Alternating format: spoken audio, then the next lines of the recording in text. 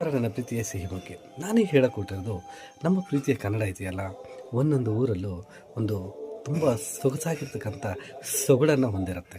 ಈಗ ಯಾವುದೋ ಒಂದು ವಾಕ್ಯನ ನಾವು ಹಲವಾರು ರೀತಿ ಮಾತಾಡ್ತಾ ಹೋಗೋಣ. ಈಗ ಆ, ಒಳ್ಳೆ ಊಟ ಮಾಡಿ, ಹಣಕ್ಕಿಂತ ಊಟ ಮುಖ್ಯ, ಫಸ್ಟ್ ಹೊಟ್ಟೆ ತುಂಬ ಊಟ ಮಾಡಿ, ಇದನ್ನು ಹೇಳ್ಬೋದು. ಯಾವ ಥರ ಅಂತ ಹೇಳಿದ್ರೆ, ಮಂಗಳೂರಿನಲ್ಲಾದರೆ ಎಂಥ ಮಾರಾಯ, ಒಳ್ಳೆ ಊಟ ಮಾಡ ಮಾರಾಯ, ಹಣವಲ್ಲ ಮುಖ್ಯ, ಹಣಕ್ಕಿಂತ ಊಟ ಮುಖ್ಯ, ಊಟ ಮಾಡು ಮಾರಾಯ. ಅದನ್ನೇ ನಾವು ನಮ್ಮ ಮಂಡ್ಯ ಕಡೆ ಆಗಿದ್ರೆ, ಯಾಕಲ ಹಣಕ್ಕಿಂತ ಏನಿಲ್ಲ, ಹಾಂ ಊಟ ಮುಖ್ಯ ಕಣ್ಲ, ಹೊಟ್ಟೆಗೆ ಇಟ್ಟು ಉಣ್ಲ, ಅದು ಮುಖ್ಯ, ಹಣ ಅಲ್ಲ ಮುಖ್ಯ, ಕಾಸು ಬರ್ತದೆ ಹೋಯ್ತದೆ, ಊಟ ಮಾಡ್ರಲ್ಲ, ಊಟ ಮಾಡಬೇಕು.